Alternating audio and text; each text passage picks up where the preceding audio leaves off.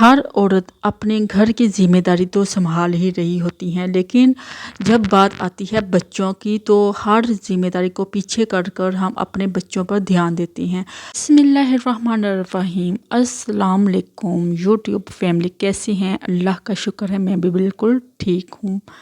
Welcome to back my channel. السلام علیکم جی، آج میری بچوں کی جو میٹنگ تھی اسکول میں وہ ہم نے اٹینڈ کرنے جانا تھا، تو آج ہم اپنے بچوں کی اسکول کی میٹنگ کے لیے ریڈی ہو کر اسکول میں پہنچے، تو اسکول میں بہت رش تھا، تو جو کوئی آ رہا تھا کوئی جا رہا تھا، لیکن ہم تھوڑا سا لیٹ پہنچے۔ فنکشن تھا بہت ہی پیارا، تو اس میں رزلٹ بھی بتانا تھا بچوں کا، اور بچوں کا آج فنکشن بھی تھا۔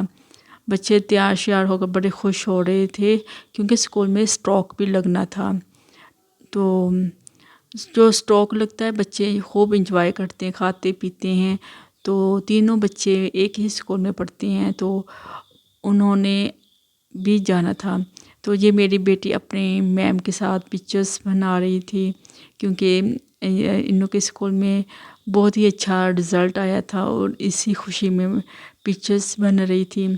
تو میٹنگ کے درمیان ہمیں یہ معلوم ہو جاتا ہے کہ ہمارے بچوں کی کیسے اسٹڈی جا رہی ہے۔ ہم انہوں پر اتنا پیسہ اور اتنا محنت کروا رہے ہیں، اپنا بھی ٹائم انہوں پر فل لگا رہے ہیں، تو ہمیں کیا رزلٹ ملتا ہے۔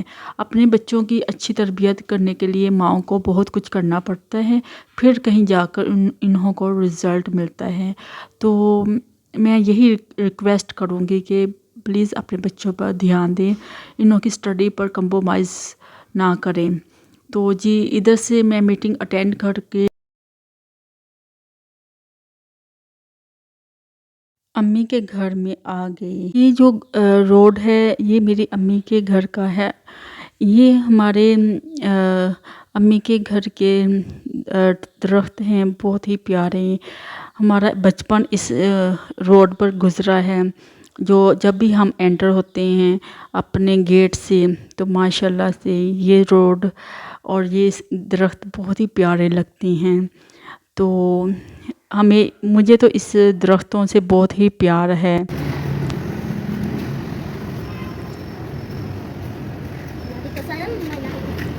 جب ہم اپنی امی کے گھر میں جاتے ہیں، یہ دیکھیں میری امی ہے، تو بہت ہی سکون ایک عجیب سا ملتا ہے، کیونکہ اس میں ہمارا بچپن گزرا ہے اس گھر میں۔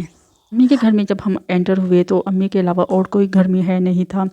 امی کی جو ہیلپر تھی انہوں نے ہمیں چائے کا سامان لا کر دیا، تو ہم انجوائے کرنا شروع ہو گئے۔ امی کے ہی بیڈ روم میں بیٹھ کر کھایا، کیونکہ بھابھی جو میری تھی انہوں کو کچھ کام تھا، وہ اپنی میکے کی طرف گئی ہوئی تھی۔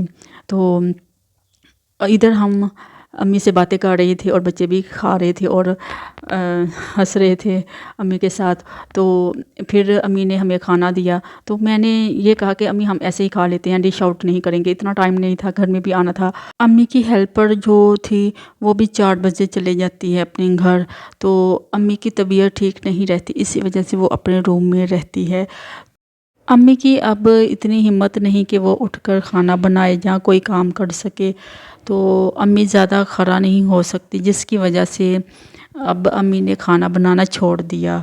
تو میرے چھوٹے بھائی بیٹھے ہوئے تھے، کھانا کھا رہے تھے، تو اور ساتھ ہم اپنی امی کے ہاتھ کے ذائقے کی باتیں کر رہے تھے کہ کس طرح ہم اپنی امی کے کھانے کو مزے سے کھاتے تھے، اور نخرے بھی کرتے تھے کہ امی آج ہم نے یہ کھانا ہے، امی ہم نے وہ کھانا ہے، گھر کا نہیں کھانا۔